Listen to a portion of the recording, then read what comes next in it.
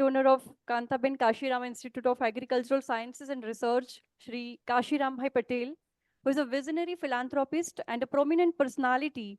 Sir has made a significant contribution to the establishment of Kantaben Kashiram Institute of Agricultural Sciences and Research at Ganpat University. His generous donation stems from a deep commitment to advancing agricultural education and research. With this funding, the institution aims to equip students with cutting-edge knowledge and skills, fostering innovation and sustainability in agriculture.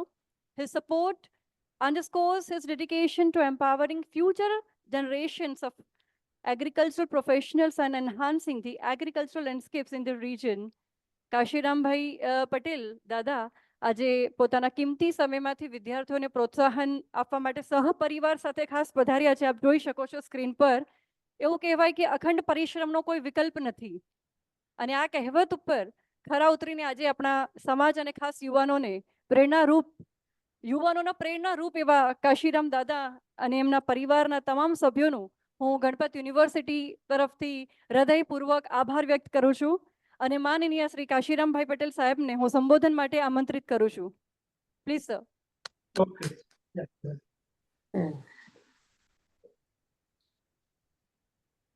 માનનીય મહોદય ઋષિકેશભાઈ,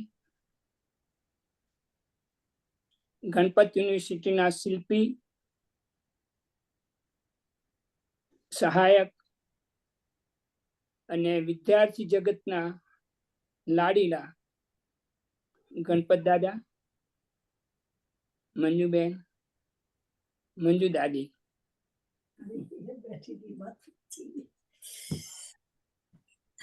શર્મા સાહેબ, બધા trustee ભાઈઓ અને બહેનો, પ્રાધ્યાપક ભાઈઓ અને બહેનો, વાલા વિદ્યાર્થીઓ, ભાઈઓ અને બહેનો, મારી દ્રષ્ટિ શિક્ષણ સાથે સંકળાયેલી એટલે એમાં થોડી શિખામણની વાતો વિશેષ આવે તો માફ કરજો. એગ્રીકલ્ચર શિક્ષણ એટલે પ્રાણ અને પ્રકૃતિનું શિક્ષણ. પ્રાણ એટલા માટે કે સમગ્ર વિશ્વને જીવવા માટેની જરૂરિયાતો જે છે એગ્રીકલ્ચર પૂરી કરે છે, અને પ્રકૃતિ એટલા માટે કે પ્રકૃતિની જે આપણે જરૂરિયાત છે અને પ્રકૃતિમાં રહેલા જે ગુણો છે એ ગુણો આપણે કેવી રીતે આપણા જીવનમાં ઉતારીએ કે જેથી જીવન વ્યવસ્થા ઊંચી બની શકે. સવાલ એ છે, અમારે દેશમાં આવવા જવાનું ઘણું બધું બનતું હોય છે અને દેશ સાથેનો સંબંધ કન્ટિન્યુઅસ ચાલુ છે. એમાં કાયમી કઈ ના કઈ એવા સમાચાર આવ્યા જ કરે છે કે યુવાન લોકોને હાર્ટ એટેક, કેન્સર અને ડાયાબિટીસ એટલા મોટા પ્રમાણમાં છે કે એનો કોઈ વિકલ્પ નથી. આપણે એજ્યુકેશન લઈએ છીએ ખૂબ અને દેશને સારી પ્રગતિ કરી છે એ પણ હકીકત છે. આઝાદી વખતે ફક્ત 33 કરોડ લોકો આ દેશમાં જીવતા હતા અને તે વખતે અનાજનું રેશનિંગ હતું. આજની તારીખે 140 કરોડ માણસો, એટલે 4 ગણું થઈ ગયું વધારે, છતાં પણ આપણે બીજાને અનાજ આપી શકીએ એટલી ક્ષમતા ધરાવી છે. પણ હેલ્થની બાબતમાં આપણે ખૂબ નીચા છીએ. યંગ જનરેશન ટીબીના કારણે જનરેશન કેન્સરના કારણે, ડાયાબિટીસના કારણે, એટલે કેટલાક 35 વર્ષે, કેટલાક 40 વર્ષે હાર્ટ એટેકથી જતા રહે છે. એટલે આપણે જે જીવન વ્યવસ્થા છે એ પ્રકૃતિ આપણને શીખવાડે. તો પ્રકૃતિ ઉપર આપણે દ્રષ્ટિ કદાપી કરતા નથી. પ્રકૃતિમાં કેટલા બધા ઊંચા ગુણો છે, એને જો આપણે પ્રકૃતિને નિહાળતો શીખીએ તો એમાંથી ઘણું બધું જોવા મળશે. એમાં સ્નેહ છે, કરુણા છે, સમર્પણ છે, ગતિશીલતા છે, એ બધું પ્રકૃતિમાં છે. તમે જુઓ,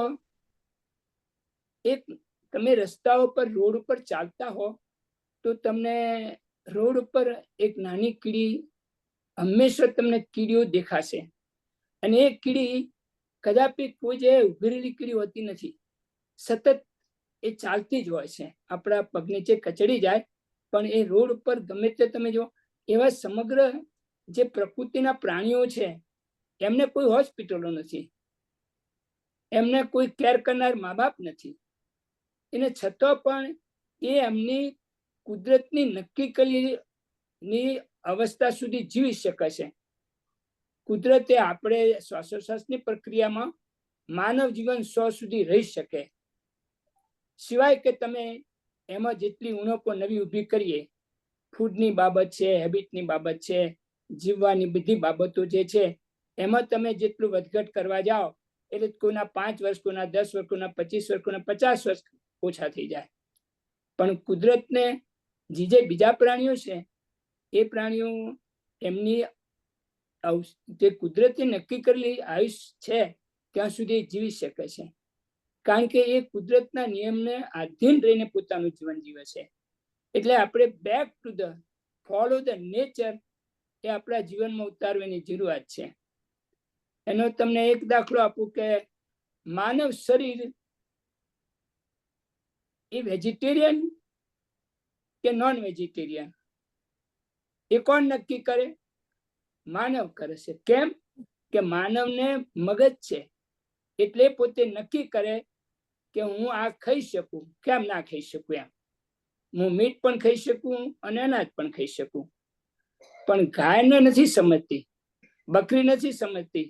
ગાય ને બકરીને તમે મીટ આપશો તો નથી ખાતી, કારણ કે કુદરતનો ફોલો કરે છે કે હું વેજીટેરિયન છું. સિંહ અને વાઘ એ ઘાસ આપશો તો નહીં ખાય, કારણ કે એને ખબર છે કે વી આર નોન વેજીટેરિયન છીએ. અને કેવી રીતે ખબર પડે? તો આપણે ક્યાં છીએ? તો આપણે નિરીક્ષણ કરવાનું. બધા પ્રાણીઓને જ્યારે પરમાત્માએ પેદા કર્યા છે તો બધાની જુદી જુદી હેબિટો છે. એ હેબિટોમાં આપણે કોની સાથે મેચ થઈએ છીએ એ જો આપણે શોધી શકીએ તો આપણને ખબર પડે કે આપણે વેજીટેરિયન કે નોન વેજીટેરિયન. તો આપણે એક રસ્તો છે કે બધા પાણીને પીવા માટેના વાસણો આપી દો અને વાસણ ફૂલ ઓફ વોટર કરી નાખો અને બધાને પીવા માટેનું કહી દો. કૂતરું કેવી રીતે પીશે, બલાડી કેવી રીતે પીશે, વાઘ કેવી રીતે પીશે, સિંહ કેવી રીતે પીશે, ગાય કેવી રીતે પાણી પીશે, બળદ કેવી રીતે પીશે, બકરી કેવી રીતે પીશે. હવે તમે નિરીક્ષણ કરશો તો તમને લાગશે કે કેટલાક પ્રાણીઓ જીભનો ઉપયોગ કરે છે. એ કોણ છે એ તમારે પ્રશ્ન કરવાનો અને તમારે જોવાનું. અને કેટલાક પ્રાણીઓ હોઠનો ઉપયોગ કરે છે. તો જે હોઠનો ઉપયોગ કરે છે એ કોણ છે? તો તમે જો ગાય, બકરી, ભેંસ એ હોઠનો ઉપયોગ કરે છે. સિંહ, વાઘ, કૂતરું, બલાડું એ બધા જીભનો ઉપયોગ કરે છે. તો એ બધા એ ગ્રુપમાં છે. કયા? એ માંસાહારી છે. બીજા ગ્રુપમાં છે કયા? એ શાકાહારી છે. તો આપણે હવે વચ્ચે ઉભા રહીને જઈએ કે આપણે કઈ અમે ક્યાં આયા? તો આપણને વાસણ આપેલું ફૂલ પાણીનું, આપણે કીધું તાર જીભથી સારું શરૂ કરી દે એમ. તો કોઈ જીભથી પાણી પી શકશે ના? આપણે નીચે નમીએ અને સીધા જ ગાયના ભેંસની માફક બચ કરીને હોઠનો ઉપયોગ કરીશું. એટલે એ ચોખ્ખું થઈ ગયું છે કે જે હોઠનો ઉપયોગ કરે છે એ બધા શાકાહારી છે. પણ આપણે આપણું મગજ છે એ આપણે કઈ દિશામાં લઈ જાય, આપણને જે ગમે મને આ ભાવે છે તો આ ખાવાનું મારે. પણ બીજો રસ્તો એ છે કે તમે વિચારો કે આપણો મેઇન ખોરાક મિલ્ક છે. આપણે બધા જ લોકો કેવી રીતે ક્યાંથી મિલ્ક આવી ગયું એ ખબર નથી, પણ પરમાત્માએ એ વ્યવસ્થા એવી કરી છે કે કોઈ માને, જાનવરની માને કે મનુષ્યની માને, અમુક સમય સુધી જ મિલ્ક આવે પછી બંધ થઈ જાય છે. એ શા માટે? તો પરમાત્માએ નક્કી કર્યું છે કે ભાઈ બધાના પ્રાણીઓના જે નાના બાળકો છે એ લોકોને મિલ્કની જરૂર છે, ત્યાં સુધી જ મિલ્ક જવું જોઈએ. એટલે પછી બધું ઓટોમેટિક બંધ થઈ જાય. પણ આપણે તો છે 90 વર્ષના થઈએ તોય પણ 100 વર્ષના પહોંચવા જઈએ તો પણ મિલ્ક વગર ચાલે નહીં. એટલે મિલ્ક એટલે વ્હાઈટ, જેમ કે આપણે મિલ્ક છે, પછી સુગર છે અને બટર, અને સોલ્ટ. આ 3 વ્હાઈટ જે છે એ શરીરના દુશ્મનો છે, પણ એને આપણે વધારે પૂજીએ છીએ. એટલે જે જીવન વ્યવસ્થા છે આપણે બદલી શકતા નથી. એટલે એગ્રીકલ્ચર આ શીખવી શકાશે. હવે તો એગ્રીકલ્ચરમાં લોકો એટલા બધા, અહીંયા ઇન્ડિયામાં તો હજુ એ જાગૃતિ નથી આવી, પણ અહીંયા તો છેક મિલ્ક પણ નથી લેતા, એટલે સીધા વેજી ફૂલ જ, એટલે જે પ્રાણી સાથે સંકળાયેલ પ્રોડક્ટ છે એ પણ નહીં અડવાની. પ્રાણીઓ સાથે સંકળાયેલી પ્રોડક્ટ એ ઈંડો પણ આવે અને મિલ્ક પણ આવે, એ પ્રોડક્ટ સાથે લોકો અડતા જ નથી. એટલે એ પ્રકારનું જીવન જીવે છે. ને એ હવે અહીંયા એક મારા મિત્ર છે, એમનું નામ છે અક્ષયભાઈ કરીને. એ ભાઈ છેલ્લા 4 વર્ષથી ઓલિમ્પિકમાં 26 માઇલની દોડ કરે છે, 26 માઇલની દોડ, અને એ કાયમ માટે છેલ્લા 4 વર્ષથી કરી શકે છે. તો મારે એમની સાથે વાતચીત થયેલી, તો એક કે હું કશે બી રોધેલું ખાતો જ નથી. છેલ્લા 6 વર્ષથી કે રોધેલું ખાતો જ નથી, બસ બધું જ કાચું ખાવાનું કે. તો મેં કીધું એટલું બધું મળે શું? એટલે કે એના પણ સ્ટોરો છે અહીંયા તો, એટલે તમને બધી વસ્તુ મળી રહે અને તમે ખાઈ શકો, એક પણ વસ્તુ રોધવાની નહીં. હવે કેવી જીવન વ્યવસ્થાને બદલી, અને એના કારણે એ આખું એનું શરીર એટલું બધું હેલ્ધી છે, આપણે વિચાર ના કરી શકીએ એવું. પણ એ બધી વસ્તુઓ જે છે, એ ઉપરાંત જે માનસિક તણાવ છે એ કુદરતના અંદર શીખી શકીએ છીએ આપણે. જો કુદરતનું આપણે નિરીક્ષણ કરીએ તો ઝાડોને જ્યારે ફળ આવે છે ત્યારે એની ડાળીઓ નમી જાય છે. સમાજમાં એ પરિસ્થિતિ આપણે ઊભી કરી શકતા નથી. આપણે સમૃદ્ધ બનતા જઈએ છીએ ત્યારે જે સમૃદ્ધ નથી બન્યા, જે પછાત વર્ગ છે, જે વંચિત વર્ગ છે, એને આપણે મદદ કરવાનું કદાપી વિચારતા નથી. આપણે એમ વિચારીએ કે આપણે એક પાટીદારનો સંઘ કરો, બ્રાહ્મણોનો સંઘ કરો, વાણિયાઓનો સંઘ કરો, અને એમાં પૈસા મૂકી અને એમના છોકરાઓને આપો. પણ એવો કોઈ દાનેશ્વર નથી કે મારે આ રકમ ફક્ત વંચિત લોકોને જ આપવી, એમના છોકરાના વિકાસ માટે જ મારે આપવી, મારી કોમ્યુનિટી નહીં. જે વંચિત છે એ મારી કોમ્યુનિટી, અને એ લોકોને વિકાસ કરવો. એવા પ્રકારની પ્રણાલિકા આગળ તો એવા પ્રકારનું આપણા મગજમાં કદાપી આવતું નથી. એટલે આપણે બધી વાતો ઘણી કરીએ છીએ, પણ જે અંદર છે એ આપણે છોડી શકતા નથી. હજુ તો લગ્નની વ્યવસ્થા તમે જો તો કેટલી બધી, કોઈ પણ પ્રકારનું લોકો સ્વીકારી શકે નહીં એવી પોઝિશન છે.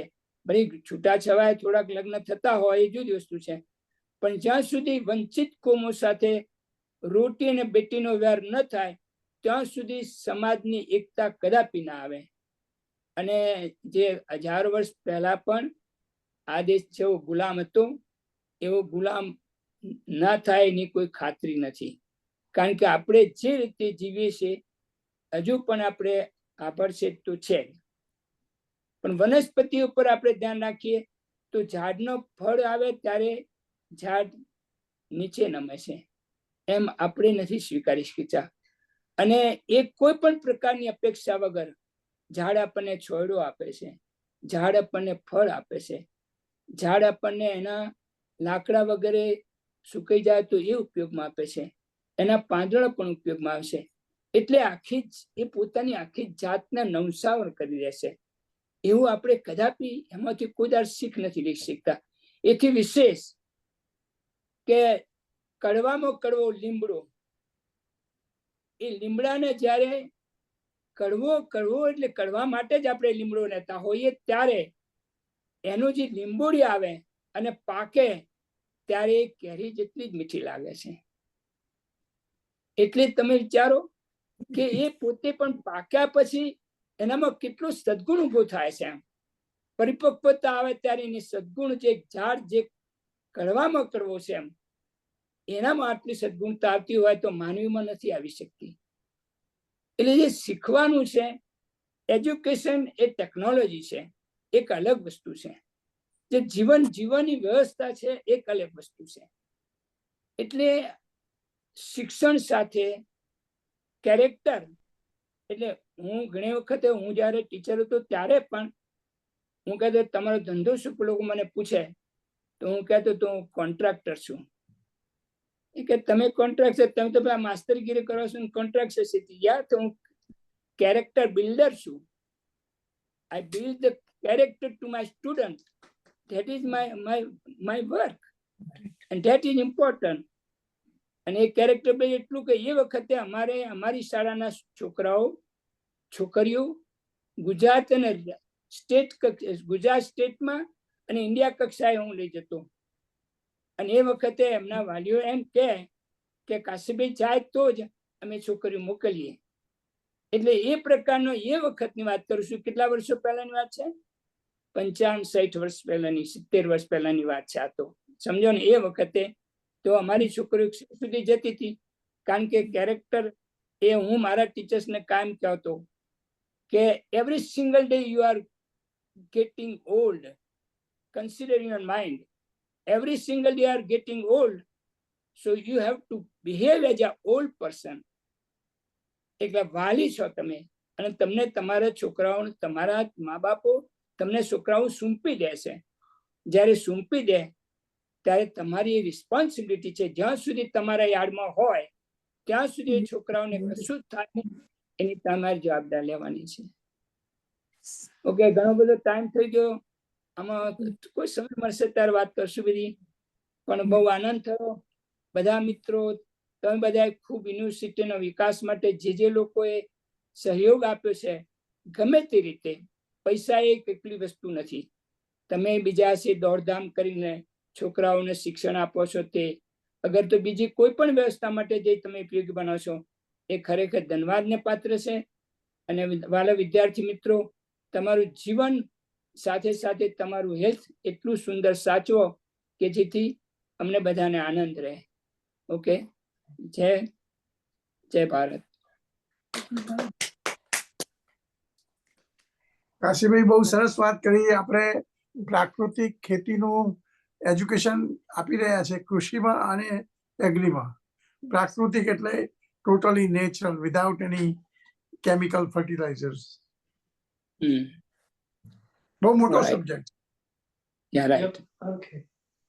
Thank you so much, sir. Thank you. Now, I would like to request sir to please accept the virtual statement of gratitude on behalf of Ganpat University.